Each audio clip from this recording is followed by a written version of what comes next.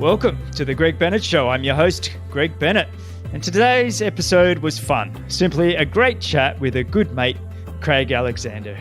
In this episode, Craig and I discussed the early years of Balmoral Triathlon Club in Sydney and how we used to sleep in our cars before races and wait for barrel draws to try and win a meat pack and wait for any leftover food at the races and how we always work jobs to just try to get to the next race. And we discuss who we think the greatest triathletes of all time are and how the races and how the sport has changed and the impact of just different equipment has had on the sport.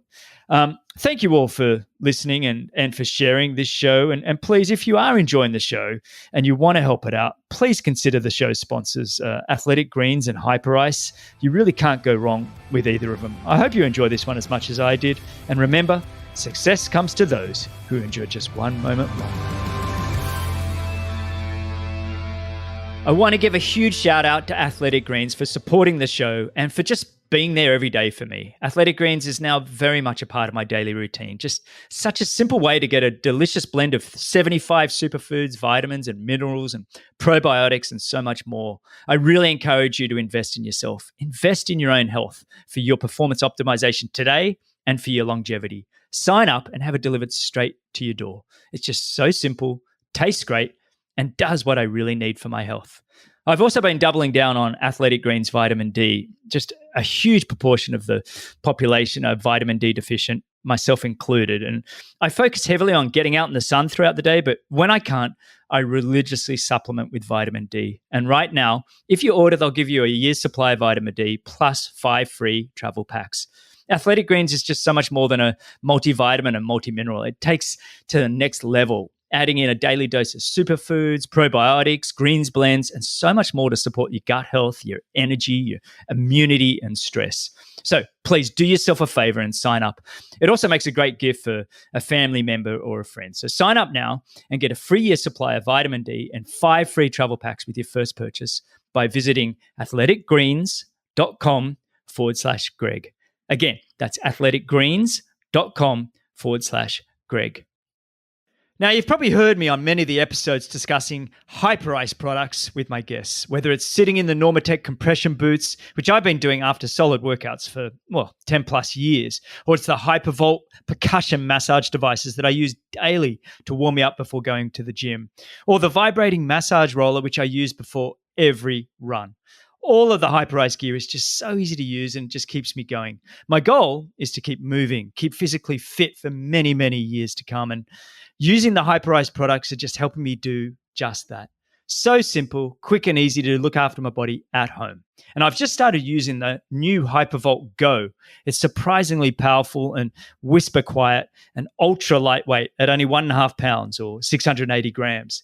And it's 30% smaller than the Hypervolt. The Go is ready to provide relief wherever you roam with 3 speed settings, 2 interchangeable headset attachments, 18-volt rechargeable lithium-ion battery, and like I said, lightweight, easy to use, 1.5 pounds, 680 grams, and it's TSA approved for carry-on. So get 10% off at all Hyperice products using code GREG10 at checkout. Go to hyperice.com. That's HYPERICE.com and use code GREG10 at checkout.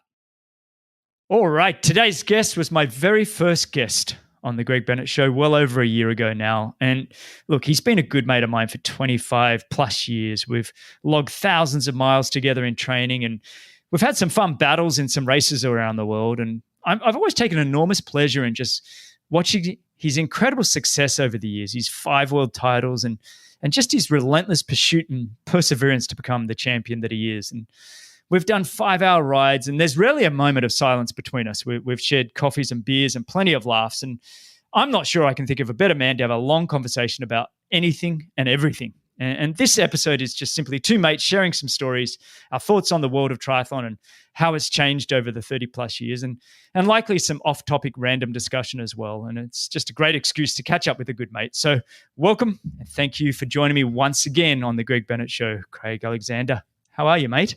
Oh, Greg, I'm good. Thanks for inviting me back on. Yeah, it's been a crazy year. How's it been? You're calling me from Sydney. How's it been in Australia with this past year? Yeah, it's been different to say the least. Mm, I think Australia being an island and being a long way from everywhere, uh, that has its advantages. And one of them, I guess, is in a situation like we've seen the last 12 months with the pandemic. So, I mean, we've been affected like everywhere else, but, watching the news and what's going on elsewhere, I think we've got out. I won't say we've got out of it lightly, but we've been luckier than some other areas. But yeah, there's certainly been a lot of changes to the way you have to live.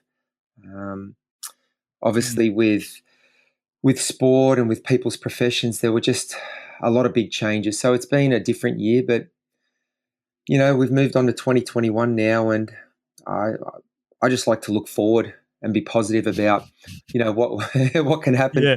moving No, you got forward. to keep optimistic, don't you? I mean, it's like you can't dwell on it. It's been a very interesting year for all of us around the world, and I don't think I've started many of the shows without kind of going, "Well, how's COVID, affected you?" And I mean, on that, have you been able to do any racing in this last 12 months? No, no, I haven't. But Yeah. my racing was starting to wind down anyway. I was the last 2 or 3 years. I Mm, still like to train as I mentioned to you in the last time we caught up. It's part of my life, my daily routine is to exercise. I love to do it. Of course, we used to do it as a profession, and it's a lot less structured these days. It's more for enjoyment and for fun, mm, which changes the game a little bit from that perspective. But yeah, with the races just shut down pretty quickly, and what I've missed, a lot of my travel these days is as an ambassador to events. I get invited to be an ambassador at a lot of events, and I really love those weekends when you go and you're just in and around the event. It's a different experience to mm, actually mm, racing them, and you get to mm. catch up with a lot more athletes and a lot more of the people working the events. So that all ground to a halt for me as well. And I've got to say, that's what I've missed. I guess just the social interaction of catching up with the people that you normally only see at races and people who become your friends over the years. So I think for me, the last 12 months has been the big thing, just socially. Mm. I think we're all a little more isolated than we were Yeah, previously. I'm a bit the same as you. I'm looking at doing there's an event called the Challenge Miami event coming up on March 12th, and Philip LaHaye, I don't know if you may remember him from St Yeah, Anthony's Triathlon, the race I, director for years that I we all remember did. Phil. I remember Uh, Phil really well. Phil and Blair. yeah, so he reached out and said, Greg, we might need somebody else, another sort of commentary person, and for the TV, would you be interested? And it's kind of one of those things you get excited about because you just want to catch up with some old mates and see the new breed of athletes racing, and like you said, it's the community, it's the socialization, just to be a part of it all that we're all kind of desperate to have. I had Cam Brown on a few weeks back, and he said he's committed to racing as a professional until he turns 50. What about you? You've only got 18 months, don't you? How old are you now? You're Oh, come on. 40. 18 months. I turned How old are 48. you? I turned 48 in June. So Oh, you're a young pup. no, I'm just a baby. I'm just a baby. Cam's Yeah. Cam's amazing. His appetite for still doing the work and the passion Oh, and his just passion. Yeah. having the time. I mean, I remember having a chat with Cam. I want to say it was 7 or 8 years ago now, and he was I think he was contemplating retirement at that point, and his kids were at that age where they've got a lot of activities, sport, and you want to be there, you want to watch and be involved. And his kids are obviously a bit older now. His kids are out of high school; they've finished, so he's sort of having a renaissance. He's got all this time on his Yes. hands, and Jenny's probably sick of him hanging around the house and Yeah. go, go train for an Ironman. So out he goes. Well, he said the family were doing I don't know if it was a weekend trip or something on the coast. He said, yeah, so I jumped on my bike and rode the 8 hours over there, and it was really nice. And but what I loved actually about that interview, he actually said, yeah, Greg. I said, do you visualize and do you still get nervous? He said, Greg, I'm going to bed every night now, nervous and thinking about Ironman New Zealand. And I said, is that how many Ironman New Zealands is that? And I think we got confused by the numbers. I don't know, it was 22 or something Ironman New Wow. Zealand said he'd done. But he's still got that anxiety that you need, that self-doubt and the anxiety that you need to kind of fuel you to go do the work. Yeah. And it was so great to hear. Here's this, I think he must be about your age now. I think you guys are almost 48 and 49. I don't know. But he said, yeah, he's still got that bug, that feeling. And it'll be an interesting Ironman New Zealand, actually, because it's just Kiwis racing. Yeah. Well, no one else can get over there. Yeah, I think they've got a little travel bubble. You can't travel in, but I mean, the depth of New Zealand racing at the moment is pretty strong. So Cam will be there. I mean, Braden Currie, Mike Phillips, just to name a few. So yeah, it'll still be a world-class race, and I'm sure. Is Terenzo doing it? I wonder if Terenzo might be there as well. Yeah, I haven't seen or heard much of Terenzo recently, but I'm pretty sure he'll be there somewhere. So yeah, I mean, it'll still be a world-class race, and no doubt they're all itching to get on the start line after being starved of racing for so long. Yes, but you're not retired. You're not retired, right? You would race if there was a race around.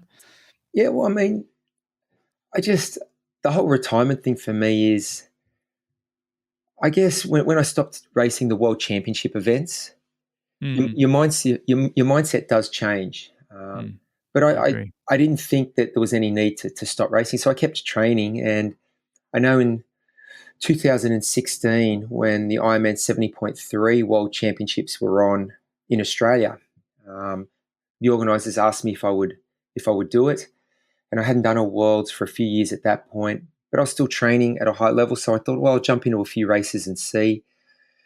And I did the Asia Pacific Champs for 70.3, and I finished second, which qualified me for the Worlds. And I thought I may as well, I mean, they're great events to race, as they're great to be a part of, and you never know when your last one's going to be your last one. So I never wanted to sort of verbalize that I'd retired as such, more for myself than anyone else. So I've never really had the conversation with myself. Is this the last one? Should I like to leave the door a little bit ajar just in case, Yeah, I get it.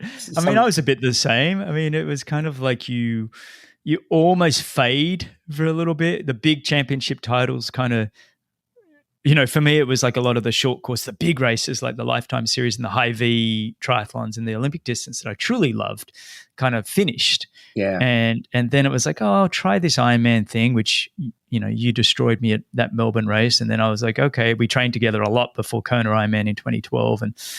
And I think we all took ourselves out on that one. But and then it was kind of, okay, I'll do 70.3s for, in 2013, 14, 15, 16 for another sort of 2 to 3, 4 years. And the passion wasn't quite there for me on that. I enjoyed it. Like we talked about the community and the social and the training, but I missed my sort of non-drafting Olympic distance and my ITU days. And it was kind of like, okay.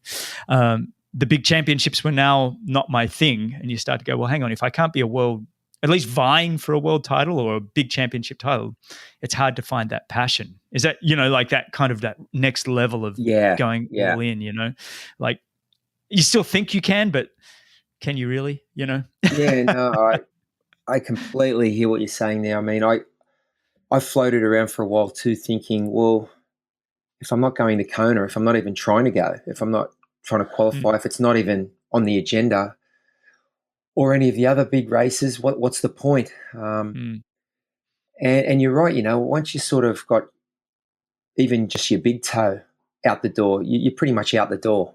Yeah, you can't. You're never going to win a major one. If you're half out, you're either in or you're out. Yeah. So, yeah.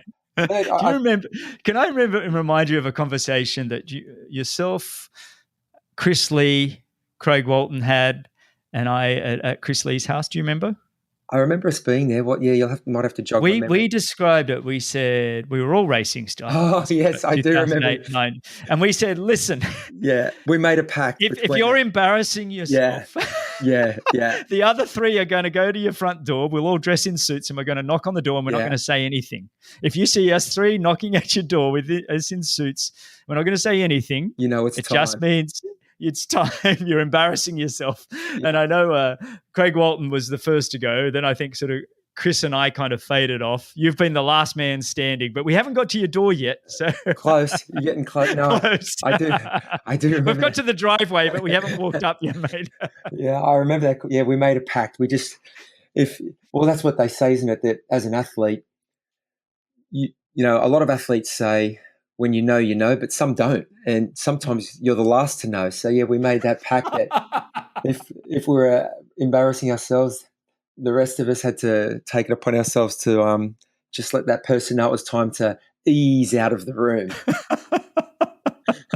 Oh, I remember that well. That was a really funny night, actually. So, yeah, but we haven't made your front door yet. So, what I want to do now, let's go back and let's rehash the '90s. And I know we did this a little bit on your first time you came on the show, but let's go back and sort of chat about the '90s when we kind of found the sport of triathlon and almost let's start with that first time we did meet. And I think we decided it was end of '93, was it, at the Deacon Health Spa triathlon in Canberra? It was definitely the Deacon Health Spa. And I remember that, back in those days, there were no time trial bikes. So we all had just road bikes. You were on your slingshot, actually. You had your slingshot. And nobody really had aero bars. You had a normal road setup, but you used to clip the little clip-on aero bars on. And I remember you taking yours off because you were preparing for the Tooheys Blue. You had the Tooheys Blue coming up in a couple of weeks. And I'm pretty sure the first race was at Coffs Harbour or wherever it was, or it might have been coming up later that year. Sanctuary Cove on the Gold Coast. Oh, was it Sanctuary Cove? Yeah, okay. Yeah, that's where we were getting ready for, yeah. And you'd taken that's what caught my eye about your bike in transition. You didn't have any of those little clip-on aero bars, and that's when I said, you're not, you haven't got the aero bar. And it was one of my first races. It was either like second or third race, and the guy who had been helping me at the time said, everybody rides these bars, and first person I see when I walk in transition is you with no bars on, thinking, what's going on? And but then we started having a chat, and you said you were preparing for this race that was coming. It was a cool new televised series, which I'd heard about and read about too, actually. And then I don't know if you remember, I got a flat tire, and you lent me you had a spare single. I borrowed race wheels from my local bike shop. I didn't know anything of what I was doing, and I pumped them up too hard, and the single just blew up as I was pumping it up. And you had a spare single and helped me change it. And that was our first meeting, and then we got to chatting, and you invited me to come over and train with you at Balmoral after that. So it was an interesting time. I think I look back at that early '90s and the late '80s, and every race up and down the coast, and there was plenty in Canberra. But I remember racing Taree, Kempsey, Coffs Harbour, Port Macquarie, Ballina, Bateman's Bay on the south coast, Nowra, and Dubbo, and there was almost like a race every weekend, and it might not have had a lot of prize money, but every weekend off you'd go to these races, and it was like that 94 type period. I felt like the sport suddenly became a next level of professional with this, the starting of the Grand Prix, or the Tooheys Blue Formula One series, they called it at the time, Tooheys Blue being a beer.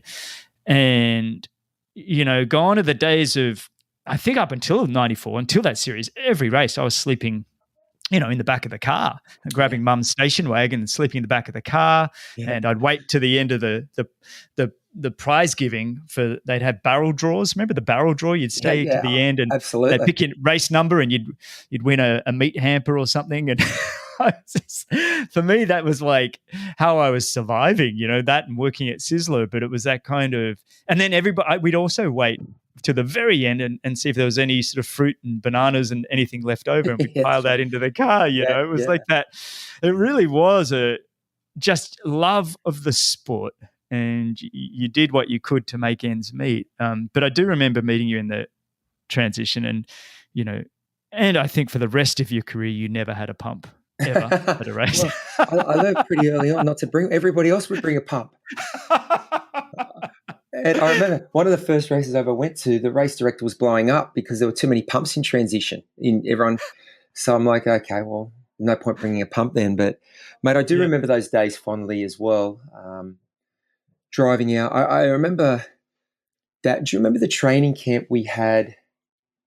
It was in Thredbo. It was late '96, early '97, and Sutto was the national team coach. And I was still a full-time uni student at the time, but I'd done a World Cup race in Auckland and finished fourth. And Rob Pickard, who was the high performance manager, invited me to the camp, and you guys were all there. And it was an eye-opening experience for me. But the sport was so different. And I remember Sato saying to me, don't just limit yourself to this style of racing or that style of racing. You want to do all the different styles of racing. So about a month after that camp, I went and did my first ever half Ironman.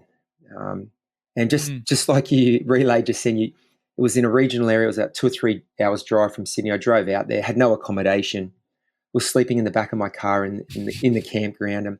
But that was the weekend I met Belinda Granger, BG, and she walked past, and I was in the back of my car getting ready to go to sleep, and she's like, introduced herself. She's like, "What are you doing?" I said, "I'm just going to bed, getting ready for the race tomorrow." And she actually invited me. She was staying with her friends in a cabin on this campground, and she invited me in, and I got to sleep on top of BG. I was in the top bunk, she was on the bottom bunk. So, and just the sport was different back then. I mean, I want to say that about that time you and I met, the Grand Prix series was revolutionary, really, because sort of the first year I started in the sport, I think it was the last year of non-drafting, and it was changing the following year to draft legal.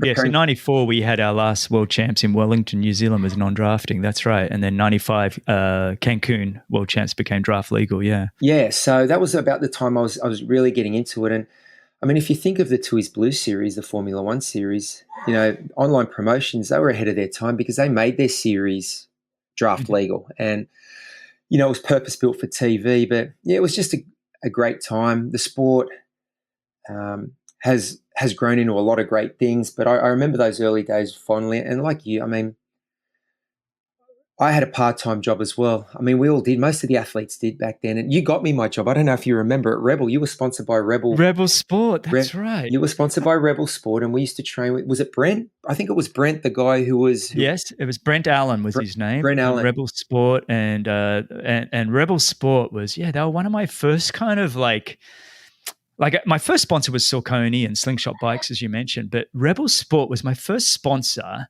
where I was with a group of athletes from other sports. So they had AFL footballers, cricketers, and rugby players, and they picked a triathlete, and it happened to be me.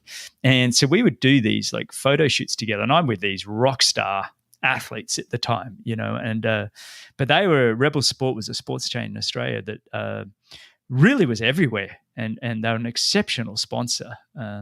They're still around. I guess they're the equivalent of Sports Authority or Dick's Sporting Goods or that. Oh yeah. And, but yeah, they're still around. And I remember you introducing me to Brent, and Brent saying, "Yeah, Rebel might be able to do something for you too." And I'm thinking, great. And they got me a job. I ended up selling Thursday nights and Saturday afternoons. But I ended up getting. I don't want to say I got fired. I didn't get fired, but I got asked to leave because it was back in the days when, running shoes weren't as good as they are now. And, back in sort of the mid to late 90s, Nike were making shoes more for rappers than they were for runners. They were more a fashion shoe. And I remember they had this shoe it was so expensive. And this guy came in one day and he wanted to run the City to Surf, which is, our biggest fun run in Australia, 50 or 60,000 people. It's an 8-mile fun run, 11-kilometre fun run. And, he was getting back into running, this guy. He hadn't run for years, and he was looking at the Nikes, and I'm like, man, you can't run in those. They're not a running shoe. And I can't remember what brand of shoe I recommended. It was Asics or something. I said, if you're going to start doing some serious mileage, you need something with a bit of support. And anyway, the manager was watching me. They used to have this 2-sided mirror that the managers could watch you, I guess, interact with the customers. And I got asked to leave because I guess they were wanting an upsell. No, I didn't upsell. I downselled.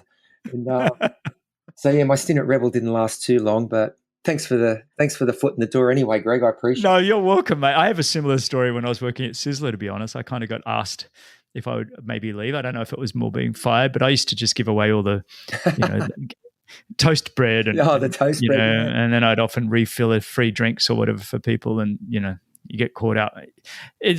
I guess it is a form of stealing, but you certainly don't mean it at the time if you're giving away a few cheesy breads from Sizzler, which was the big thing. If everybody remembers, remember that it was like that Parmesan toasted Mate, cheese I bread. remember the cheesy. I thought that was their strategy to fill you up on that, so you didn't go to town on the buffet. Well, we used to bring it. It used to come with a meal. You'd buy a meal, and I think they'd throw that bread on top of it or something. I can't remember what I did, but it was certainly a bit like you. I screwed up, and it's like, Greg, maybe you've had your time here. Time to move on. Greener path. Time to move on, mate. But I just remember you would drive all the way over to Balmoral Triathlon Club, and and at that same time, Simon Whitfield, our good mate, Simon and I had kind of become friends probably in 1993, I think. I'd met him sort of at a race in Port Macquarie. And anyway, that's another story. But he'd joined Balmoral Triathlon Club, and then you came along to Balmoral Triathlon Club for a couple of years. You came across, and we were all sort of running under the tutelage of Rob Higley, who we termed the guru. Yep. And boy, did we have a great community at Balmoral Triathlon Club. Just amazing people. When we talk about the socialization of the sport and the community, it really was a special place. And I often look back fondly at that and kind of go, when I look at yourself, myself and Simon, and how our three careers ran together, but just how, you went into it's not that you didn't have some great World Cup stuff, but you really went into the long course and dominated, for that spell. And Whitfield obviously is probably one of the greatest short course athletes ever. And I kind of ticked along on the non-drafting side especially. But it was interesting how we all came from that same kind of grassroots place. And then the other triathlon club, which I'm not sure if you're a member of now, but was the Cronulla Triathlon Club. So the Southern Shire of Sydney versus the Northern Beaches, and which had Greg Welsh and then later on sort of Chris McCormack and a few others. But it's interesting how many people came out of Sydney, but the two different sides. It's fun. It's fun to look back. Yeah, it was a great scene back then. I mean, I was living in, it's now called the inner west of Sydney, but it was the western suburbs back then. And I would come over and train with you guys on a Thursday night. We'd run track, and we had some amazing track sessions. You, Simon, and I. And Rob was just an incredible coach. He was just one of those guys who. The style of his sessions were awesome, but just all the feedback, and I mean, he was the guru. He just knew all about running, and he was a great guy to be around and to learn from. And I think we pushed each other, and you can throw Darren Carnell into the mix as well. We had a few. Oh, good one, of course, yes. We had a great little crew, and it was, I guess, the first time the social side of the sport was opened up to me as well, because you guys were traveling to races, and then you started inviting me to races, and we would stay together, and they were just fun, really fun weekends. And we had remember those Saturday morning sessions at Centennial Park with Brian Drew, right. Brian and Justin Drew. And yeah. Well, now Justin Drew's the national performance director for Triathlon Australia, but his dad, Brian Drew, he was coaching us all there in the 90s on the bike. And I think we did share it on our previous podcast episode. I'll never forget the crash that we had in Centennial Park. And I don't know, this is how I remember it, so I could be a little off, but I remember it was a 1 hour time trial with you, me, Simon Whitfield. And was Darren with us? I can't remember. I can't remember if Darren was there. Yeah. But we were time trialing, and right when the hour hit, and again, this is how I remember it, you sat up, immediately sat up, and I just went straight up the back of you and went flying along the ground at, let's call it 60K an hour, because I'm sure that's what we were doing in a team control, and just went so flying along the ground. But I went so fast that I actually didn't really hurt myself. I kind of burnt my butt and my side of my leg as I slid, but I kind of was able to get back on the bike. Did you go down in that crash? I went down, yeah. You slid you slid forever. You overtook me on your backside. You came flying past me on the seat of your pants. But yeah, I was so raw back then. I remember one of the sessions just before that, whatever the session was, I think if we're doing 10Ks or 10 minuters, I actually went too long because we weren't back at the start finish. So I thought you'd just finish off, and someone got stuck into me. No, once the 10 minutes is up or the 10K, that's when the effort ends. So I thought, okay, that must be the way it's done then. So yeah, the next week we had to do an hour, and yeah, the hour ticked over, and I thought, okay, we're done here. and you went down, and you put your parachute up. You slid for miles. I just remember that. That is funny. Mate, how do you think? I mean, let's move on a little bit because, I mean, we've both seen triathlon grow. I mean, we look at the 30 plus years that sort of been in it or around it. And this conversation could go forever when we talk about some of the who we think is the greatest of all time triathlete. And it's interesting these days because everybody wants to talk about the new school.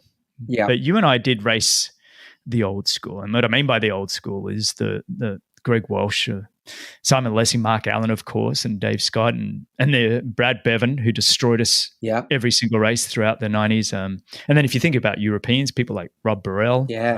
And then the women, let me not forget the women, Karen Smyers, and who I want to have on this show shortly, McKeely Jones, of course, and let me think, Natasha Badman, Paula Newby-Fraser, and Erin Baker. I mean, there's just a plethora of old school greatest of all time athletes. But these days we keep hearing, the Brownlees, Gomez, Frodeno, Flora Duffy, Gwen Jorgensen, Nicholas Spierig, that group. What do you think? I mean, if we were to say who are some of the greatest of all times, and if we say let's pick the best 5 men and 5 women, do you reckon you could do it? You reckon you have an idea? I'd have a crack at it. I mean, I take your point. I think I was reading the other day an interesting article actually, and because of COVID last year and there wasn't a lot of sport on, people were craving content, and there was a lot of these discussions across all sports. And what this guy who was writing the article was saying is there's a thing called recency bias where because of the most recent performances, that's what we remember the most clearly. And also because of social media, it's just more widely seen now. These clips go viral. So, I mean, taking into account all of that, I just think the people who are great in whatever era it was would have been champions in other eras as well because they had all those sort of characteristics that you need. So it's hard. It's interesting, because when we talk about training, for instance, we always try and normalize things like with power. What's your average power? What's your normalized power? And the reason we normalize power is so you can compare from a hilly course to a flat course or to make a valid comparison. So, I mean, how do you normalize between eras when you're talking about who the greatest athlete is? But, I mean, 5 names, okay. Well, I start. Well, I think let me interrupt quickly before you do your 5. I think you, me, Chris McCormack, the ones that have raced the 3 generations are the normalizers. We're not the media that watched. We were the ones in the races getting beaten up or doing the beating up at times. Like I put, when I did my top 10, I have you and Macca in that and Whitfield, like, so it's kind of like we were in it. And so it's a great way. We had that feeling of, if Greg Welsh is next to me, where am I going to beat him? Type thing. Yeah. I raced Gomez and Brownlee. I've raced the Jan Frodeno, but then I also raced the generations before. And so you got a sense of feeling of that athlete and not just their weapons, swim, bike, run, but them as a champion, the champion athlete, that winning mindset. So that's why I think you and we can have this discussion with some authority. Yeah, I mean, it's always going to be a tough one, but I think every person has different criteria. And you mentioned some of the things that I look at. I mean, at their best, what were they like? I think that's important. You think, when an athlete's at their very best, what is their level? So that's important, but also how consistent they are, because some athletes could, lay down a performance and you're just like, wow, that was special. But then they mightn't win a race for 6 months or 12 months. So they weren't able to replicate as often. I guess longevity, I kind of look at things like someone like McKeely, for argument's sake, when she was racing in the US in the 90s and early 2000s, some of those races in Chicago, like she was racing Karen, and she was racing Emma Carney and Carol Montgomery, and they were I think it's important not just what the race was, what it was called, but who was in it, who they had to beat. Consistently, who were the opposition that the athlete was coming up. And McKeely, I mean, are we separating guys and girls for this discussion, or is it all in together? We can do whatever you want, mate. We can do whatever you want. Yeah, it's. I kind of have McKeely in there as one of the first people, male or female, because I just think, you know, she won world titles at non-drafting and then at drafting. So she was able to, I guess, evolve with the sport. And then she stepped up and throw in a couple of, I want to say she won an Xterra World Championship as well. So throw that in. Wow, I didn't realize that. Yeah, she'd won an Xterra Worlds. And look, different eras are different too. I mean, I think maybe back when McKeely was doing Xterra, it was a lot of the athletes who were racing standard triathlons would just jump across and do it. Whereas these days, weren't this specific. Yeah, these days people specialize. So I think winning an Xterra World title in the last 10 or 15 years means a lot more. But again, this is where the discussion's so hard, because how much do you weight it because of that?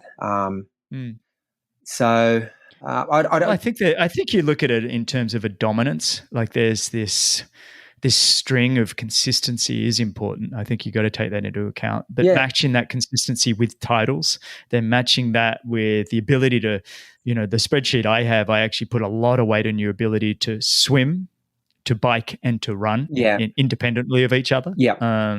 Because there's a lot of people that have won massive titles that aren't swimmers at all. Yeah. You know, and they've been able to get away and hide in a pack or whatever. And are just extraordinary runners and run through and take the wins. And, you know, without mentioning names, you know, you and I have probably both got guys that we're thinking about that are very good at that. But then also the ability to, I like you touched with McKeely, is to go on the varying distances, whether it be draft legal, non-drafting Olympic, to then, you know, half Ironman 70.3 and then, you know, the full distance. The ability to do all of that in a career. And I think McKeely, you know, of all the people, has done that extraordinarily well. Drafting, non-drafting Olympic, then 70.3s, Ironmans, and all the races in the US. So yeah, and her ability to swim, bike, and run. You know, she didn't have a weakness; they were all weapons. Yeah, and that's a tough athlete to beat. I just think that if, you know, before the ITU became the truly global dominant Olympic distance circuit, a lot of those races, I mean, it was the best athletes who would perform on the ITU who you were racing in those races as well. So, I mean, a lot of those races on McKeely's resume, they count for something, because she was beating, as I said, Karen, Erin, Emma, Carney, Jackie, Carol Montgomery, and they were the cream of the crop. So, I mean, it's very hard to, I mean, I guess to your point, we've sort of spanned a few generations, so you can look. But because of that, we've also seen the sport evolve as well. And what you see is that what the great athletes do, whatever the era, is they train for the demands and the competition that they're going to face. And, you know, when we started in the sport, it looked completely different. I mean, people would start in their late teens or early 20s. They would have come from other sports. It's not the sport it is today. And, you know, I think you need to take that. I mean, I was up with my daughter on Saturday, Lucy. She does the odd triathlon. She's more of a runner, but she's in a Tri New South Wales Junior Pathway program. And so you've got kids from about 15 years of age to 18 or 19. And, man, you should see the training they're doing, Greg. They're practicing mounting and dismounting, cornering, and just the style of training. And Lucy's 15. I'm looking at that thinking, I didn't do that kind of training until I was 25. And even then, it was an afterthought. Exactly, and just the way, you know, the coach is talking about cadence and all these sorts of things. I mean, the sport is just different. So, to your point now, I mean, if you wanted to jump in, if you were a 20 or 25-year-old triathlete, you've grown up watching triathlon in the Olympics, whereas we didn't. We didn't grow up watching it in the Olympics, and I just think if you want to go to the Olympics for triathlon now, you have to be a great swimmer. You cannot miss that front group. And then there was a time that even, you know, being a great swimmer, but the bike ride would relax. Well, there's none of that anymore, because you've got guys like Alistair and Vincent up the front. They just get straight on the bike. But then look at the run they're doing as well. Exactly. I mean, one of the things that blows my mind, I remember, was it 2000 or 2001? and I did the Vancouver Sun Run. It was a 10K run race, and I broke 30 minutes. That was almost newsworthy in triathlon. I remember coming down to race St. Anthony's. It was a World Cup down here in Florida, and everyone was talking about how Greg Bennett broke 30 minutes for the 10K.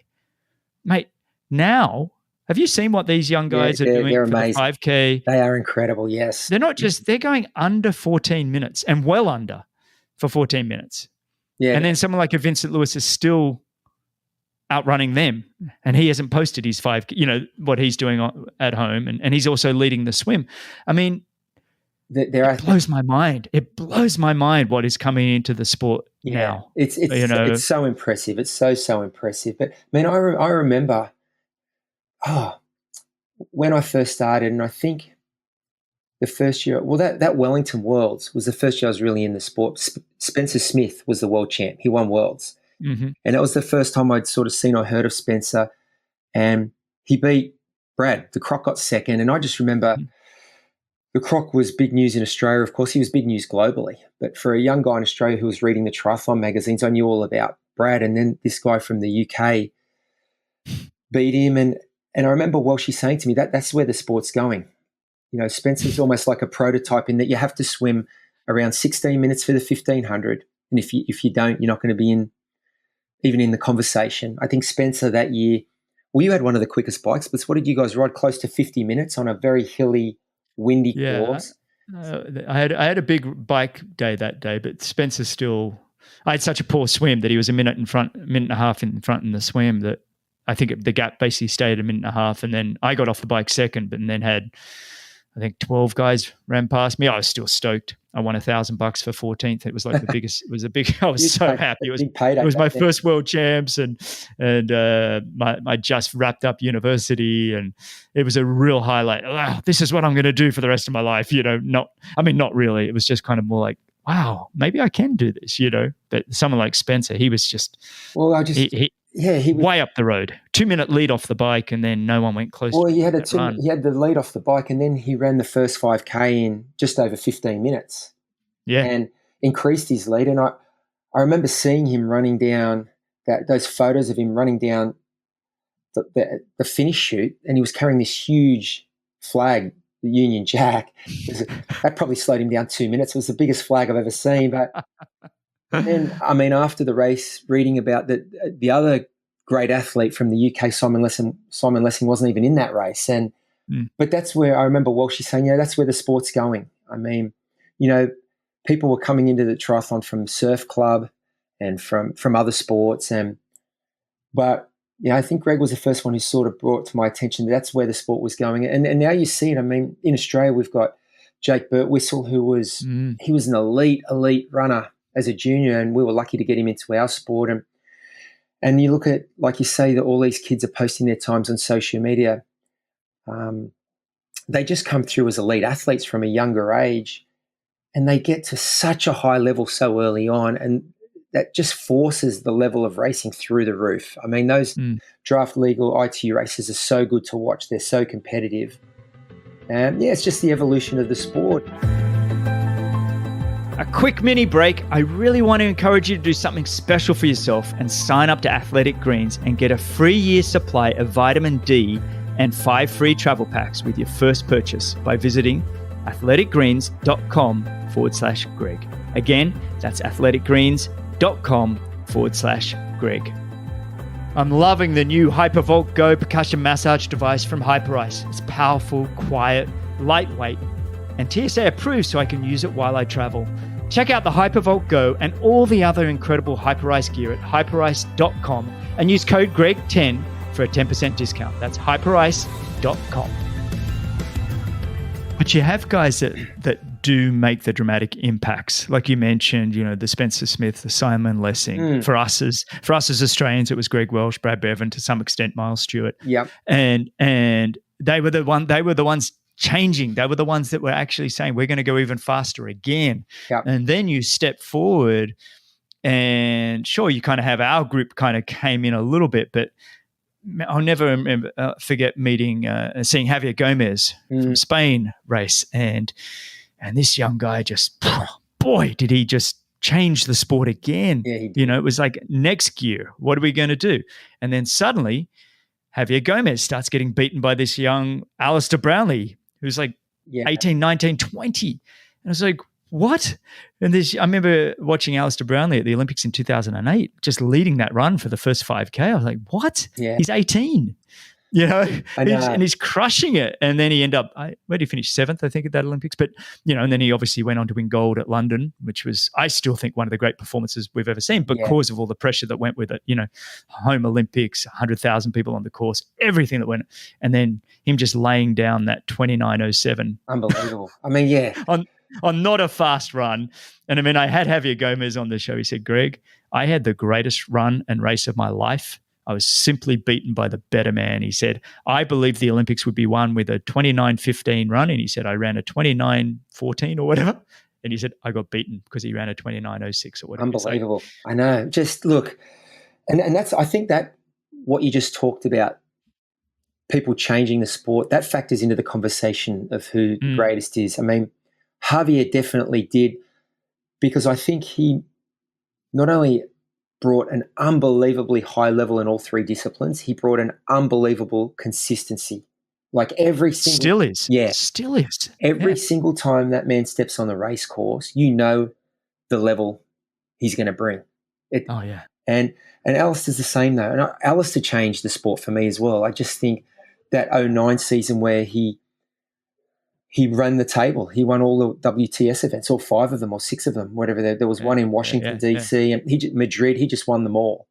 And I mean, I'm not going to forget Jan. I just think Jan has – I mean, I was reading that Jan's big ITU win, he didn't medal at an ITU Worlds, but, I mean, he won the Olympics, and it's called the Olympic distance for a reason, because I think the Olympics is the main event. I mean, it's – well, look, he won the Olympics. He did defend pretty well for those next 3 to 4 years. Yeah. Now, you got to remember, his defense was up every single time he raced was against Alistair Brownlee and Javier Gomez. Absolutely. That were coming into their own, right? So, I mean, it wasn't like – and the Olympic gold, when he won it, was out sprinting probably 2 of the greatest sprinters I've seen in our sport with Simon Whitfield and Bevan Doherty. 100%. Two guys I never want to be in the finals finishing straight, and Jan Frodeno out sprinted them. Absolutely. It was that was one of the great races and the great finishes to a race. Yeah. So I mean, and then what do you think about Jan and his obviously equipment's changed and products and things and Kona's gotten faster and had good years, but you know, then him going to Kona, did he beat your record or was it Patrick Lang? Patrick had broken my record and then he beat yours and then Jan took it a step further. Yeah. What do you think about that, his performance there? Yeah, I just think Jan he's class. He's a class athlete. He's from every one of whatever criteria or category you're looking at, from his physical ability to his mental game, his tactics, just his professionalism, his equipment, everything. He checks every box. I agree with you. I think that's where he goes next level. I think he has some ability. I actually don't think he's, in terms of physical, I don't think he's one of the great talents. No. When I had his coach on, Dan Lorang, he's like, these are your numbers? When he first started walking with him, he's like, huh? You know, and that, when you hear that from his coach, you kind of go, wow, the reason he's winning is because he's dotting every I and crossing every T and getting everything he can out of himself. What about the women? We've talked about the breakthrough men. What about the women? I mean, Daniela Riff, what she's done in this last 10 years is just mind-boggling. But before her, Chrissy Wellington, what she did in the Ironman, just unbelievable. Nicola Sperry. Nicola, I look at as just this consistent 20 plus years now of just this unbelievable, when she wants it, she'll turn up and she'll perform. Just a champion. That's the champion's mindset. So the ability to just get in the shape you need to be in and bring mentally your A game on the big day. She's a champion.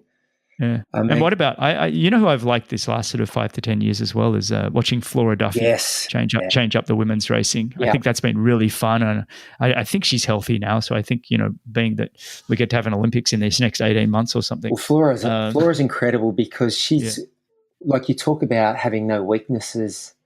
Oh. I mean, she wins those races when the gun goes off and gets straight to the lead. and pushes. But what's impressive about it is you and I have watched her for 15 years. Yeah. From this young girl in Bermuda, kind of, almost like, what's she doing, in the sport? Is she going to suddenly just this, found the right formula, whatever it was for her, and hasn't stopped. It was really quite incredible. And then you've had a lot of the women we've seen. I think Emma Snowsill, Australian, I think she sort of stepped in. She stepped in for a good 5 to 7 years, but there's been a lot of women that do tend to step in for a shorter period of time, like a Gwen Jorgensen kind of dominated for 2 years, like dominated. And we've seen a lot more of that, I think, in the women, where they come in for a 2 to 3 year period. They win every single race. I can't remember how many Gwen did in a row on the World Series, but basically everything. I mean, even to some extent, Chrissy Wellington did that, where it was 4 or 5 years, absolute dominance. No one could even get a whiff of her. She was gone. And then she's like, okay, that'll do. Boom, done. It was like, she's come and gone already. You got to respect that too. I like that. Absolutely. I like that about Chrissy. It was all in all the time, and she knew that it just wasn't sustainable with her personality and the way she was, and she knew the right time. I mean, as someone who's a fan of the sport, I was gutted because I wanted to see her keep racing. She said her final race, when Rinny basically stayed behind her for 2 minutes the entire way, and she was dealing with all these injuries. 2011, 11, and she just said it took she said that was the perfect race, not because it was the perfect race on paper in terms of times or anything, but it was the perfect race where I got everything out of myself. Yeah. And she said, I can't do any more than that. Yeah. I can't do any more than that. And that's where it's interesting what Jan Frodeno is going to do in the future here, because I kind of look at his 2019 where he went that 8:52 and just everything. It was like, what do you do? Where do you go from there? Well, that's the thing. To your point, how do you normalize performances between eras, and whether it's a fast year or a slow year? What you know is that on a given day at a World Championships, the athletes who are out there racing are all racing the same conditions, and they have access to the same technology, the same equipment, the same training techniques, whatever the advancements are in nutrition. And that day in 2019, in a stacked field, I mean, you and I know how good Tio is, Sebi, these are great athletes. Jan won by 9 minutes.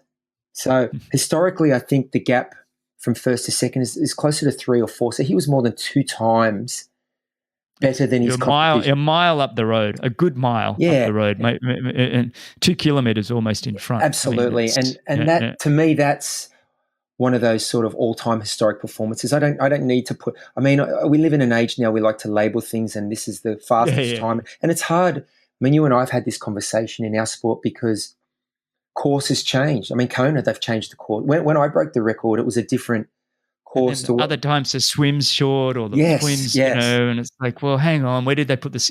It really is difficult to do that with records for our sport. Absolutely. It really is. But on a given day like that day, Jan was nearly 10 minutes better than the second best guy in the world. What was it? Because hang on, Tio broke 8 minutes, 8 hours, excuse me.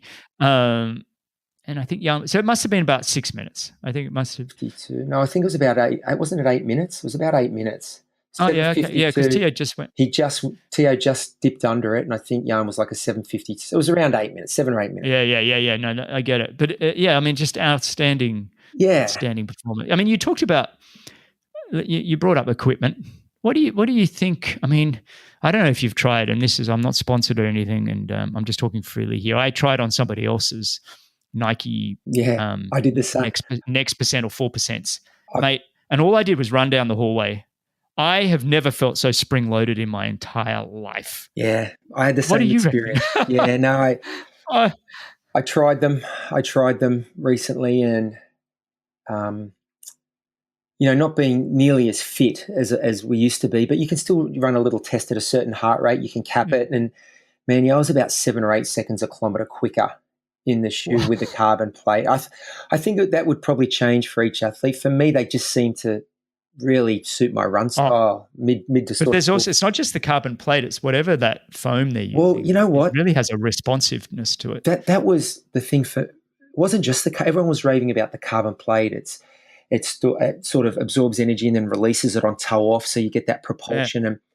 And that may be true, and it feels like that. Like, I agree. I had a similar sensation. It feels like sort of running on springs, I guess, for want of a better description. But what I noticed with the 38 mil sort of foam sole was on older legs, it just became enjoyable to run again. I 100%. would run and not be sore and think, Yeah. I could run again tomorrow if I wanted to. I mean, well, I did that years ago when I didn't have a shoe sponsor, and I'd been injured, and I grabbed a pair of, at the time it was the Hoka. Yeah. Everybody was looking at the Hoka 1-1 shoe, and I remember running in front of our lake there at Wonderland Lake and going, oh my goodness, I can run without pain. Yeah. And then I was like, I knew Laura was running down on, what's the trail down there where you always did the repeats, the 1K? Cottonwood. Yeah. And I was like, you know what? I'll just run down and see how Laura's going. So I ran down and knew the car was down there so I could get there. Found Laura and did some repeats with her. And I ended up running 20K. And I hadn't run for a couple of months. I'd been injured and everything else. I was like, my goodness. And then just recently, I was like, okay, I want to get back into running again. I put on a few pounds and get my running going. I went and just got the Nike Pegasus. And they don't have carbon plate in them, but they have the same kind of foam. Yeah. Mate, like you said, it's made running enjoyable again. Yeah. I am bouncing down the road over the golf course, and I just feel there's something about those shoes. I do think that has been a huge evolution in speed for running. And anybody that questions it hasn't tried on the shoes. Well, you just have to look at the times. But also I think what's maybe overlooked is the consistency benefit as well. It's performance enhancing to be able to train more consistently. So if you are able to log more miles and harder sessions more regularly because you're recovering better, well, over time, as you know, over the course of weeks and months, that's going to lead to better fitness. Massive. So, it's one of the. I never thought we'd see that sort of technology in shoes. With bikes, it probably started 10 or 12 years ago. You and I, again, going back to the 80s and 90s, a lot of the things that we see now were around, but I don't think we had the materials or the manufacturing to make them strong enough. Like, you used to see carbon wheels, but they were heavy, or bikes that would break, the old soft ride bike. Well, remember the original Kestrels? Remember Team Barracuda? Remember the Barracuda goggles team in the late 80s and early 90s? And they were all sponsored by Kestrel, this carbon fiber bike. And we all had these steel frame things. But you go lift one of these original Kestrels, and no offense to because I was sponsored by Kestrel for a while there too, but they were really heavy. Yeah, they were. They were really heavy. Yeah. I don't know how much carbon they use, but my goodness. Oh, well, I think that's what one of the main advancements with the carbon technology, the way they lay down the carbon, they didn't need to make it solid. It was hollow in the middle because they could lay it in a way that it was stronger, so needed less material. And so then you get the strength and the weight benefit because it's now quarter of the weight that it used to be. You see the ceramic bearings come in as well, and then the coating on the chains, and wheel technology has changed a little bit, and tires. Everything's changed. And I think with bikes, it was understandable with all the testing in the wind tunnel, and, I guess some of the advancements coming in from testing in like motor racing and wheel technology elsewhere. But the running shoe one for me was the mind-blowing one. It was, yeah, I agree. I just thought, I always felt running would just be man against man. No. But I think, it's inevitable with the advancements in the innovation. It infiltrates all areas of life. So eventually it gets to sport as well. Well, when I picked up those running shoes and tried them a few years ago, and I was like, I'm going to make a comeback. That's how good I felt when I put them on. Yeah. Like, that's what makes it, it's a good point. That's what I miss. Because, part of the mentality is pushing yourself and setting new benchmarks for yourself. And when you see the bikes, one of the things I love about being out in Kona watching these guys and girls roll out the Queen K every year. They look amazing. And that's, again, part of the evolution of, in each of the disciplines in triathlon, we're getting closer to those single discipline sports. And, you watch the Tour. I think we're almost in front of them. Yeah, in some well, respect. absolutely. Sometimes I look at the way the guys and girls look on their time trial bikes now, and I'm like, I know there's more restrictions in the UCI stuff, but I'm like, boy, they look phenomenal. Yeah. I went up to watch the Challenge Daytona race last December, and it was the one race of the year for nearly everybody, and it was big money for them all, and it was 80 kilometers or maybe a bit longer. Actually, it might have been 90 kilometers, but all around dead flat around the Daytona Raceway. And I just watched these guys in these beautiful positions. All of them look fantastic. There was very little that most of them could do to probably perform even better in terms of aerodynamics. Yeah. But I look back and, remember even only 15 years ago when you first won your first Kona Ironman, and you and I were both sponsored by Orbea bikes, and great bike, but I don't think we spent a lot of time getting ourselves. We didn't work on aerodynamics. We just nobody did jump on the bike. And, nobody. I mean, a lot of the bikes then too, almost like hybrid road bike. I mean, you would remember when you'd go to something like Lifetime Fitness or Hy-Vee. Often, what you do is just switch the front end, put the aero bus set up on the front. But it'd be the same. Yeah. It'd be the same bike that you would ride in a draft legal race, or I think it was about 2009 that the super bikes, we started taking it seriously, the helmets and the bikes. And just the companies. I mean, Trek released the Speed Concept. I want to say that was 2009. Yeah. Scott released the Plasma. Giant had the Trinity. It was about 2009 that those super bikes sort of, because I think they just stopped following the UCI restrictions and said, we're just going to make specific time trial bikes with bladed tubing, thicker tubing, more aerodynamic tubing. And I think that was about 2009. Yeah, it was about 2009, 2010. So 10 years ago that it became more of a thing because, I mean, we would go. We didn't even care. It was just whoever's the fittest is going to win. We didn't even care. You know what I mean? It was like, this whole aerodynamic thing is nonsense. Yeah, well, that was a lot of the mindset for sure. People would just be like, is it marketing? There's a bit of talk about it. But, I mean, you looked at most people and certainly across the board, the guys and girls back then, we didn't have the positions that they do today, and we didn't go through the testing of bike position and bike set because you didn't have the tools. I mean, all the different motion capture cameras that they use now, like the Retool camera for bike fit, that just didn't exist then. So you did it. No, you did it with a plumb. There wasn't nearly the information. Yeah, it wasn't. Yeah. Now it's so much data, though. I mean, that's kind of the next evolution we're seeing is all the wearable devices now. Yeah. From sleep recovery devices to actually, this is an interesting one, and I'm going to have a chat with him in this next week. I had Dr. Joseph Maroon on a couple of weeks ago. Fantastic episode. If you want to listen to any of them, I really enjoyed it. He's a neurosurgeon for the Pittsburgh Steelers. He's a 80-year-old and just came out with a book called Square One, a simple guide to a balanced life. And so a lot of it was talking about burnout and finding yourself. But he was talking about how he's working with this company called Apollo Neuro. And Apollo Neuro is a wearable device that actually does something to you. This is his words, not mine. Does something to you rather than just receiving data. It's not just saying what your heart rate is or heart rate variability and all of that. It actually, through vibrations, can help your body go into a parasympathetic state. It primes your nervous system, And isn't that amazing that we could be getting to the point that we could be wearing wearables that reduce the flight or fight, that anxiety that you might be having. Yeah, put you into that rest and digest state just through a wearable device. That blows my mind that's where we're kind of at now. Yeah. I don't know. I haven't tried it yet. I haven't seen it, but I'm looking forward to giving it a go. Yeah, I want to say TO had a sponsor a couple of years ago. He still does, I think. The headphone. That's a headset one, a headphones one. Yeah. I always thought he looked a bit funny. I was like, a cynical Australian. But the more I talk to these people, the more I'm starting to realize, well, I think there's something to a lot of this stuff. Yeah. Well, they're absolutely, mate. And the thing is, and I keep saying our generation, we're a bit older, but when we were racing, there was a lot of talk about these sorts of things, but usually they were snake oils and just it was pie in the sky. For every 10 good ideas that people talk to you about, this is going to make you go quicker as an athlete, 9 of them ended up being ridiculous and never coming to fruition.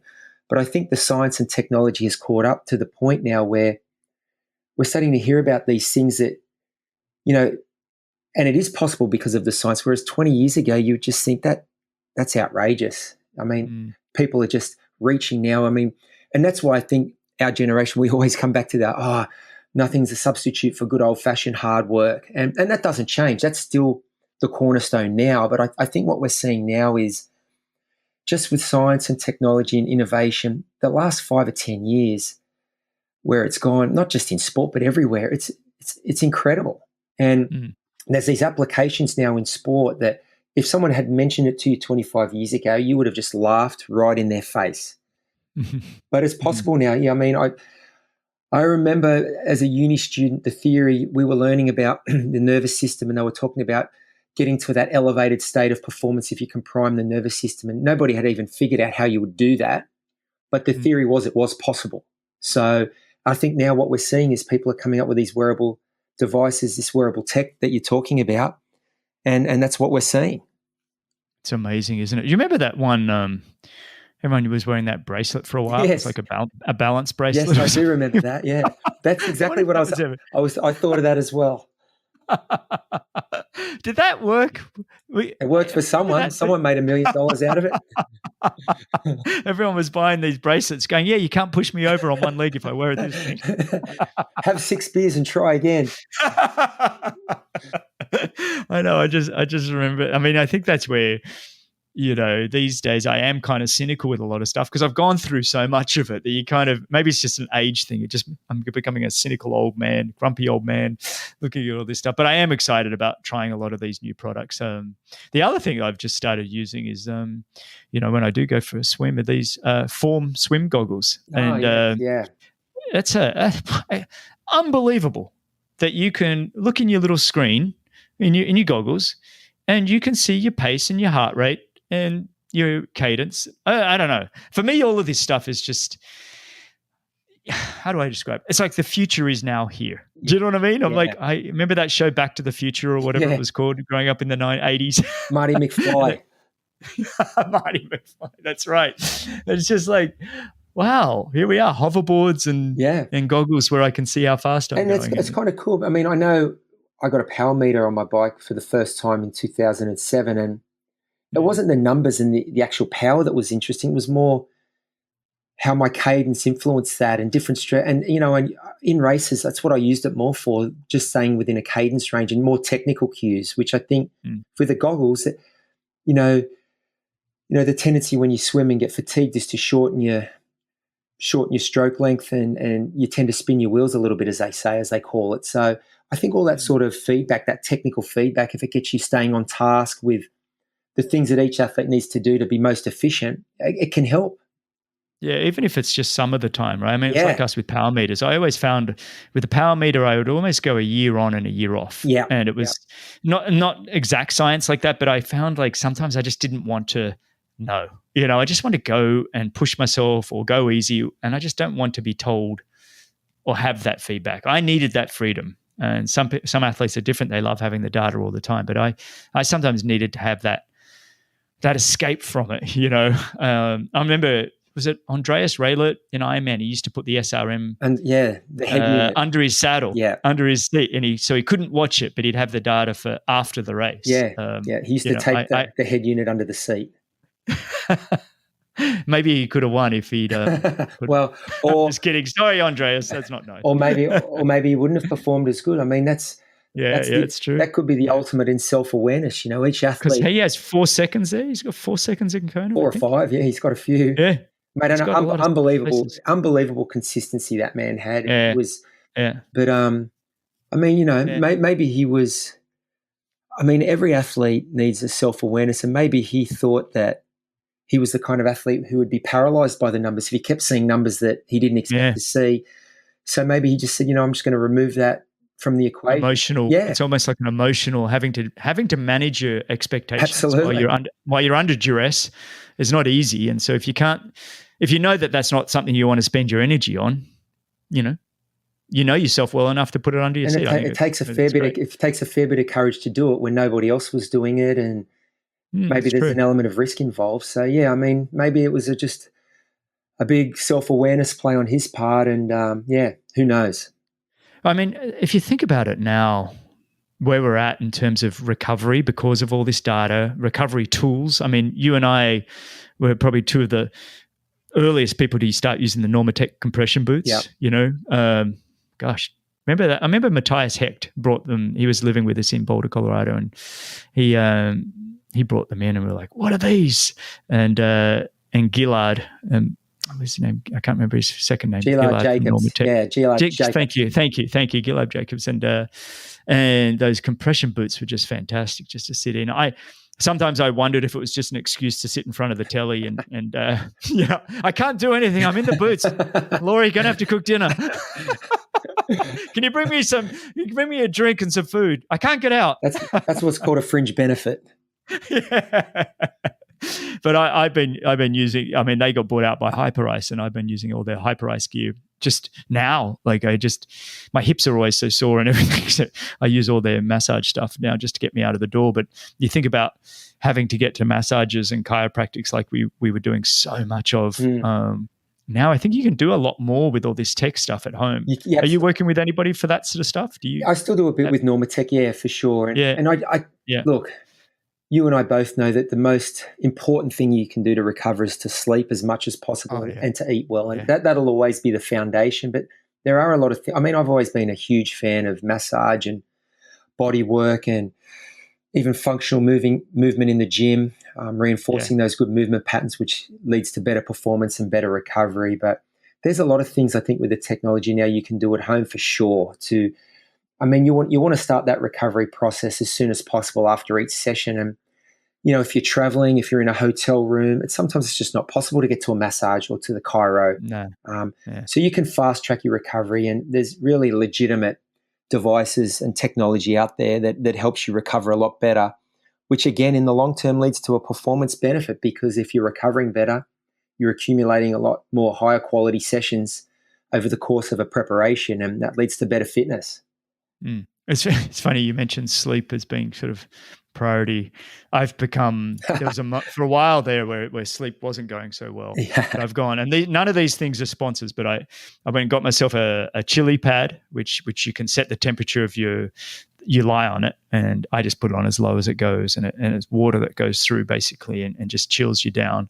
I do a thing called a Shakti mat, which I lie on 20 minutes before bed, which Dr. Dan Plews, who was on the show, who coaches Terenzo, and a bunch of others. He's a great coach, man. He's a smart guy. He's a phenomenal guy. Yeah. Endura IQ, I think, is his whole platform. He's I'm going to bring him on actually a couple of times because I really learnt a lot from him. Great athlete as well. I know. How about his time in Kona? Yeah. My goodness. Yeah. As an age grouper, and he's got a family and working full time. I was amazed. But he said, get on the Shakti mat, Greg. And it's basically like and none of these are sponsors, but I lie on the mat of pins for 20 minutes, and it's meant to help with recovery and flowing stuff. But then I've got the sound machine on and earplugs, and I have this blanket called a Defender Shield. It's an EMF blanket. It's meant to help. You've got it all going on. EMF. Mate, it's nuts. You should see me. It's like, but in saying that, I go to bed once the kids are put down and I'm probably asleep by 9:15. I am sleeping till 6 and wake up ready to go. Yeah, that's good. Like it is awesome. The proof's in the pudding. Well, it's all about investing in the right areas, and that's the thing. Yeah. We work so hard on all these other things. I'm kind of like, you know what? I'll spend thousands of dollars and do whatever I have to if I can make sure that 8 to 9 hours that I want a night are awesome. I don't know. That's where I am these days anyway, and it might be just because I'm so fatigued from the kids. Are you doing anything like that for sleep, or you just zonk out? Mate, I sleep pretty well. So I hate you. Well, I mean, and we were lucky too. All three of our kids were pretty good sleepers. So obviously, we through the majority of my career, we had the kids, so we were changing time zones often. I don't know how you guys did it. It was Neri did most of it. So and our kids were pretty good sleepers. They had good little habits and routines that we got them into, and we had to do the controlled crying thing a couple of times when we changed time zones. But yeah, these days, mate, I'm once I get into bed, I'm still very active, even though it's not a lot of training. Well, I do a lot with my son. I help coach his soccer team. I surf a lot with Austin. So I'm a lot of running around. See, I'm normally pretty tired at the end of the day, so I don't have any problems getting 8 hours. So that's good. But if I need to get one of those bed of nails that you're laying on, Yeah, give it a go. I don't know. It's one of those things. It was $50 or whatever, and I was like, oh well. So Laura got me one for Christmas, and I've been trying. Yeah, I don't mind trying. I mean, Yeah. in theory, the pressure points and things like that. Dry needling worked a lot for me later in my career. Oh, big time. Isn't it good? Did Yeah, you see Christine I Boulder? Would did. you see her? I Yeah, did. yeah. In her little She's torture phenomenal. chamber down there. Oh, but you get used to it. I Yes. remember when I used to go see her to begin with, the poor massage table would be covered in sweat. I'd be so sweating. And I'm like, oh, sorry, Christine. I just Yeah, can't. But then, I remember yeah. leaving her place a couple of times after the first few treatments, where she'd put needles in my hip flexors, and of course, Yeah. riding our bikes, we've got our hip flexors closed off so much, and both of my legs went numb. I couldn't get down her front steps. She had to piggyback me down her front steps, and then I had a little motorcycle, a little scooter I was riding around Boulder. I rode home with my legs just dangling off the side. I couldn't lift my legs up onto the scooter. I had a similar experience because we lived across the lake from her, about only 800 meters. And one day I'd walked over and she'd done my calves. And both, after anybody that's had dry needling, the next day you're 100% fine. Yeah. But that immediate aftermath is tough. Mate, I was almost on my hands and knees trying to crawl across, crawl home because my calves were so locked up. Oh, and I think I remember calling Laura, saying, "Can you at least get to the end of the path and pick me up?" Oh, mate. What about? I mean, these days you're in a pretty good place. Have you been practicing any kind of mindfulness stuff? Do you work on any of that meditation, or do you have even on that kind of like a morning routine to get yourself sort of going, or you just sort of get going on and get on with it? Yeah, I just sort of get going and get on with it. A lot through my career, I had a few different mental strategies, a lot of visualization, and just times where I wouldn't even stretch. I'd just sometimes sit there and sort of quiet the mind, and a few different little strategies to try and remove all the white noise and focus, and it helped. It helped a lot actually, because I think we have so many outside stimuli, and distractions, that actually quietening the noise and focusing and giving yourself a bit of time to do that is very helpful. I think for sport, for business, for anything, actually for life. And that's been my focus a lot these last couple of years. It's like, and people that have listened to this podcast would have heard me say it, so sorry for repeating it. But basically, reduce the noise, reduce the negativity, and just get to neutral. Yeah. There's a whole world out there of this. And look, I like being positive and I like being upbeat and outgoing and all of this, but it can be energy sapping to be relentlessly chasing happiness, chasing happiness. Like, no, just get to neutral, be present with what's got, one of the real things I've been really trying to do is move my phone away from me but when I need to be on my phone, be productive, and then put it away and don't have it near me. And that's focusing me to be more present with what's around me. That's been huge. And then I just put a post out this last week on Instagram, which I'm work in progress on all the social media. But basically what's really helped me this last year or so is being really working on gratitude and just appreciating what I do have, but doing it in a way where I'm, if I'm washing my hands or having a shower, I spend, a minute just being grateful for things. Boy, it's amazing how it can just affect your attitude. Dude, I was about to say that moment. I was about like, attitude is everything. Thoughts, feelings, actions, triangle. Attitude is everything. And getting to a place where your default mindset is more positive than negative. And I think we all have elements of both, and it's a spectrum. But it's about trying to control where you want your starting point to be, and coming from a place of gratitude or being positive as your starting point. I think just it can change your whole day, your whole outlook, your life. And it's important. It's important, but it needs practice like anything. Oh, what did I hear the other day? I can't remember where I saw it or read it, but somebody described it. You would never talk to somebody else like you talk to yourself at times, with the, oh, Greg, you're an idiot. I wouldn't go, oh, Craig, you're an idiot. It's like this constant, we can be so negative and so tough on ourselves quite often that, and it does affect us. What I love now about, like we talked about earlier, how science is now proving all of this stuff, is that when you do have negative self-talk, or you are tough on yourself beyond what it would be reasonable, it is affecting you the same way as if somebody was actually saying it to you. Yeah. Like, it has the same kind of effect. And so that's that self-talk of being, stop being so hard on yourself. One of the things I keep saying to Laura, and especially with this parenting thing, is stop going for perfection and let's just aim for average. And when you lower the bar, it's amazing how much it affects your attitude. Progress over perfection. Progress over perfection. I like that. Yeah. Progress over perfection. Let's use that one. I like it. Yeah. I mean, there's nothing wrong with aiming for perfect, but actually a guy I did a bit of work with on the business side of things with the coaching business, he would say that to me. He would say, you're trying to be perfect with everything.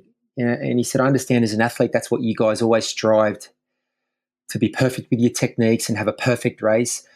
But he said, sometimes in business, it's good to have that as your ideal, but you can't bottleneck things when you're working with other people and you've got the website guy and this guy and that person and this lady's coming in to help you. You've got to streamline the process, and sometimes you just go for progress over perfection. I like that. I think that's what I was probably referring even more so to parenting, especially with my wife, Laura, who's, and I was like, look, one of the things we got to do is just be happy to do the best we can. Progress over perfection. I'm going to use that, if we can help the kids a little bit, great, but there's no such thing as a perfect kid or perfect parenting. So let's take that off the table. Yeah. What do you think? Let's shift gear here. We talked a lot about triathlon in this podcast, but what about when we talk about sports as a whole? Starting with, if you could go to any sport live in 2021, everything's on, what would you want to go to? Oh, you know what I would have loved to have been in Tampa to watch the Super Bowl. I would have.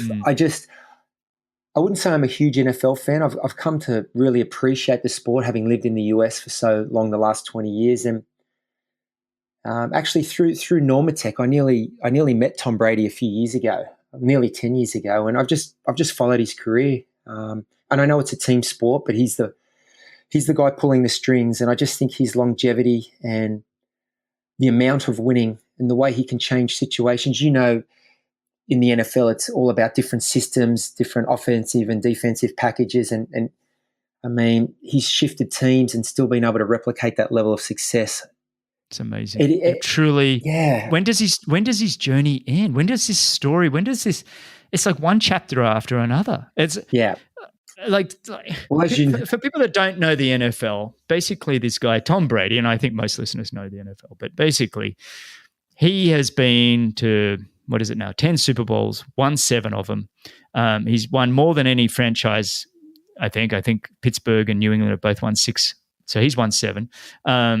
He plays quarterback. He was with New England. Everybody used to talk about Bill Belichick and Tom Brady, the ultimate duo, Bill Belichick being the coach of the New England Patriots.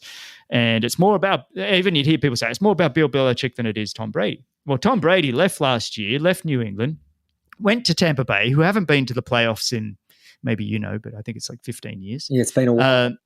Doesn't just get them to the playoffs, gets them all the way to the Super Bowl, doesn't just get them to the Super Bowl. They smashed the Super Bowl. They're up 20. The game was over by halftime, 28-6 or 3 or whatever. I mean, New England didn't make the playoffs this past year. Yeah. Not to discredit Bill Belichick, because he has done phenomenal, but my goodness, it's just what I think about Tom Brady too on this is not just that he's a high performance athlete.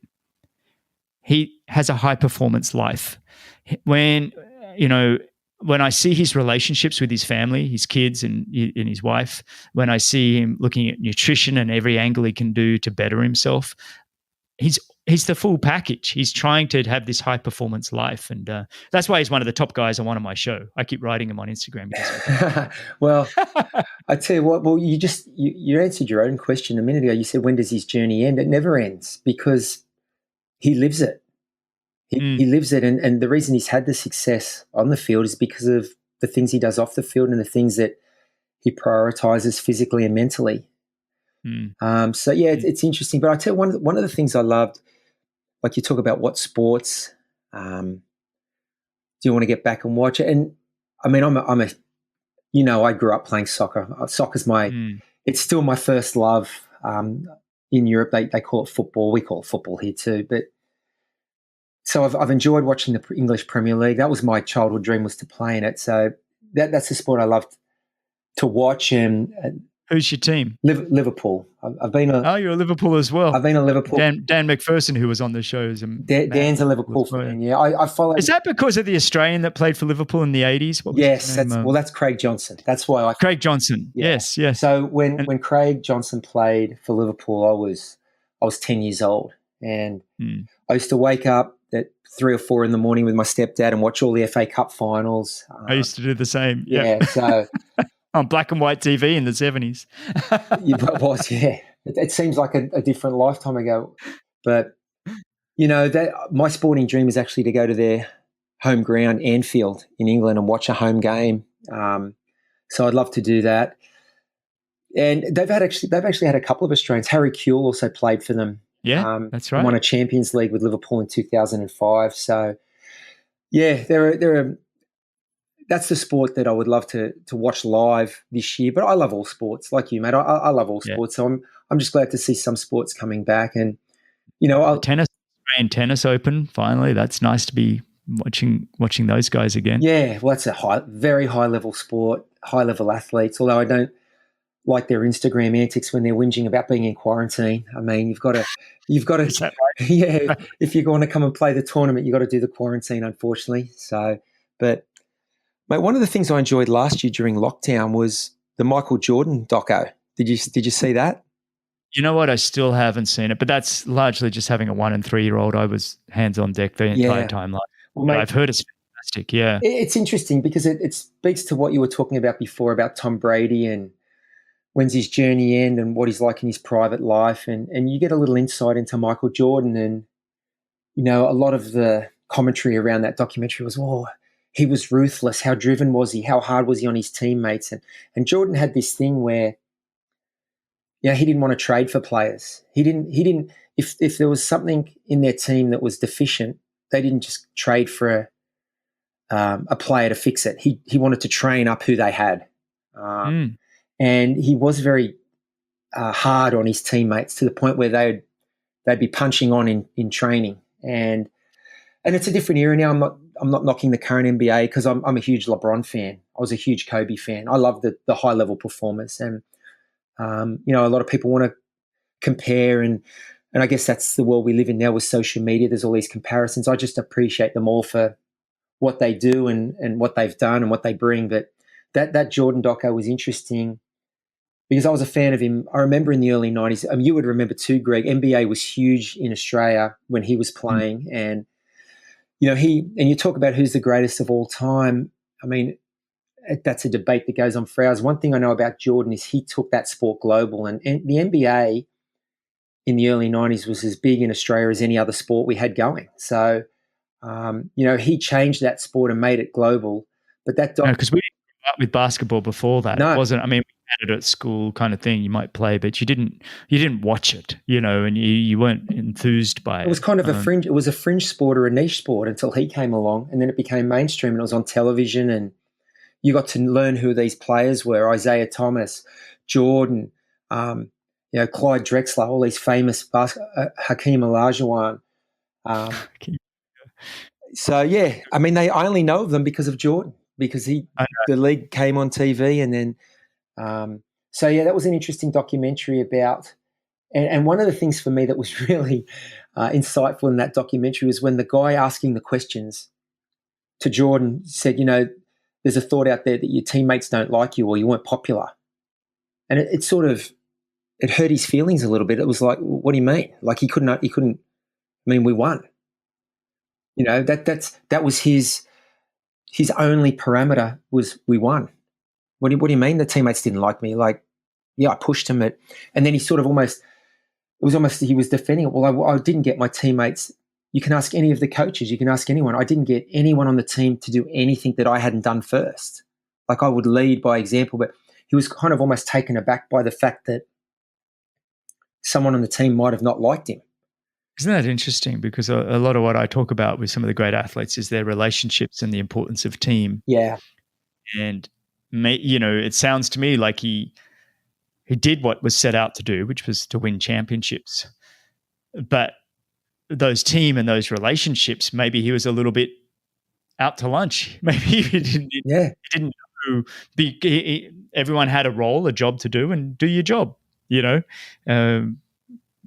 I haven't seen the documentary and I don't know enough about it, but that's what it kind of sounds. Well, it was kind of hard because at the height of their success, and they talk about this in the doco at length, that he couldn't travel with the team, and he'd get to the arena and he had to sit in a different room with security. And he formed a relationship with one of the security guards that became like almost like a surrogate father. Wow. Because he couldn't mix with the team. It was distracting. There was too much media. So Phil Jackson just got him over in a room, before they'd come into the locker room and get ready. But he'd just sit off in this side room with his own security. And so I guess it's hard to nurture and nurture with your team at that point. Yeah, it's hard to nurture those relationships when you're sort of removed from the environment a little bit. So there were different challenges there. I still think the greatest of all-time athletes are, I think, some of the tennis players that we're seeing right now. Yeah. It's funny, the more I play tennis myself and realize how athletic and dynamic it is, but also the mental ability to have to start every point is anew. It's not like when the gun goes off and you find your flow. I find with tennis, it's kind of like, okay, I've lost a point. Now I've got to regather and it's a new point, go again. And so I love the mental and the emotional aspect of tennis, but also the physical. But I've truly liked the discussion of talking about Federer and Nadal and Djokovic. And what I've loved about Federer and Nadal is the fact that they've had to adapt and change their game over time, from playing the Leighton Hewitts to, playing team and some of these other guys now. But what I love about Djokovic is any title that he's won, he's had to beat Federer or Nadal. No, absolutely. And that's what then you go, well, how good is this Djokovic? If he's never got to just win a championship where it was beating some of the other guys at the past. He's only ever had Djokovic and Federer and Nadal. And that's where I go, well, hang on, is he then the greatest? Well, and I love the debate about time will tell. Yeah. But it's a good point you make, and it goes back to what we were talking about when we were talking about the guys and girls who are the greatest triathletes. Is who did they have to beat? Who was in the race? And this era of tennis right now, it used to be a big four. You could throw Andy Murray in, but now it's really a big three, I suppose, because Andy, his career was prematurely ended with his hip injury. But they've all taken titles off each other, and that's what's amazing. That I think they're top three on the Grand Slam list. So, and they've all been in the same era. So, it's interesting. You think if even one of them had have been in a different era. So say Djokovic came 10 years later, how many could have he won or would have he won if he didn't have to beat Nadal? But then how many extras would Nadal and Federer have if they didn't have to play Djokovic as well? So it's an interesting conversation, but it speaks to the depth of competition and who you're actually up against. Yeah. And in the triathlon conversation, I guess on the men's side, that's why, having Alistair and Javier together, at almost the peak of their careers is interesting. And on the women's side, I guess, Karen and McKeely, you do see those rivalries, which is great for the sport. Don't they? They elevate it, and everybody's playing catch up until the next lot come along. Yeah.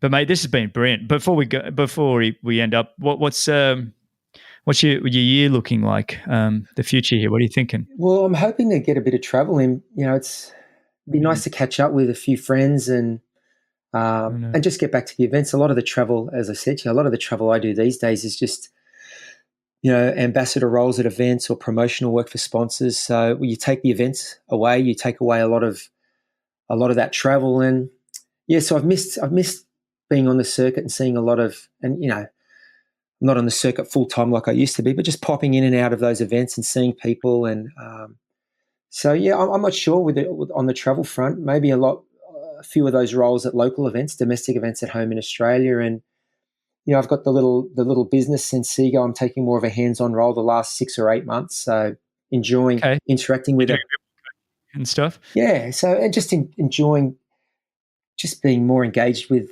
our clients and our community, which, as you know, you can't have those things when you're trying to race at a high level, and you've got a family as well. I mean, family is the number one priority, and then your career. There's just not a lot of time for anything else. So I really enjoyed. Well, you mentioned before we started that you may be looking at building a triathlon team. Yeah, it's a little project I've got going. So Vespa Motorcycles have come to me and they want to launch a triathlon team this year. So I always love when the big global brands and the non-endemics get involved in our sport. I think they see what we've always seen, the great values and attributes that our athletes have. And I'm putting together a little team. I've signed 4 guys and 4 girls. I can't give you a scoop, mate. Well, can you tell me, are they internationals or all Australian? No, they're internationals. So there's some Australians on there, but I was given a brief of sort of the athletes that they wanted. Short course or long course? Both. Damn it. Yeah, both. You're going to try and trick me into something here, aren't you? But no, both. And look, the triathlon, the sport of triathlon is all those things now, and all those. I mean, the big races are across all the distances. Of course. So you want a range. If you want to have a team that sort of represents in all the big events, you've got to have a range of athletes, and there's a few of the athletes who do both. Not many. It's hard to specialize now because the level's so high in each distance of racing, in each style of racing, whether it be off road or on road or whatever. So, but we've got a nice little mix. So, look out for us, the Vespa Pro Triathlon team, and we've got ideas to throw a Vespa your way. I hope so. Yeah, I'll be scooting around on one for sure. So, which is with all the traffic in Sydney, it'd be very handy. Oh, yeah, well, let me know how when I do get back to Australia, when they let us in, so you can't leave, and unless I want to do 15 days with a 1 and a 3-year-old in a hotel room. That'd be fun. We won't be coming back anytime soon, and we need to be able to get on a flight. There's only so many people allowed in, so I'm hoping. I keep writing the Premier and the Prime Minister going, can you just work with us here and let us get some vitamin D? We just want to be outside for a little bit. Yeah. Well, mate, we don't let anyone in, mate. We don't let the riffraff in. So, and mate, we miss you down here. We'd love to see the Bennetts down here. Yeah, we'll get back there eventually. But, mate, this is a good place to wind it up, I think. This has been really great just to have a chat, record it. I hope people have enjoyed it. Thanks for coming on, mate. I really appreciate it. No, it's always a pleasure, mate. It's always fun to go over the old talk. We didn't talk about the time that you, Simon, and I were in the background for Welshie Freeze. Remember his TV commercial for the Korean soft drink, Max Power? Or to run in the background, and we got like $1,000 each or something. Yeah, it was a good payday. Yeah, it was up. Where was that? It was in Bathurst. We way out of Sydney. No, we did a little bit on the northern beaches. We did a little at Manly and a little at Freshwater Beach, and then we went up to Mount White. Remember, we did a bit running over the Brooklyn Bridge, and we had to spray ourselves to look like we were sweating and working hard with those little spray guns, and Welsh had to come out of the water in the lead, and you, Simon, and I were chasing him out. We were in a Korean soft drink commercial. That was our first global exposure. We should find that commercial, mate. That would be brilliant. That would be absolutely. If anybody in South Korea is listening to this, or anybody finds it on YouTube, find that commercial with Greg Welsh, South Korean soft drink, high level acting that day. High level acting. All right, mate. This is a good place to edit. This has been wonderful, and thanks again, buddy, for coming on. I really appreciate it. My pleasure, mate. Love to the family. Yeah, and to yours. Thanks, everyone, for listening and sharing and all your feedback. You can find all the show notes, timestamps, links, and all the coupon codes for the sponsors at bennettendurance.com/media. All right, thanks again, Crowie. Stay on the line, mate. Cheers. Thanks a lot for listening. If you enjoyed the show, your support would truly be appreciated. You can visit the Patreon page, or you can subscribe with your podcast app of choice. Don't miss the next episode, so subscribe and be notified. For show notes, if you want to know more, please visit bennettendurance.com. I'm Phil Liggett, and on behalf of Greg Bennett, here's to the next time, and I hope you will join Greg again very soon.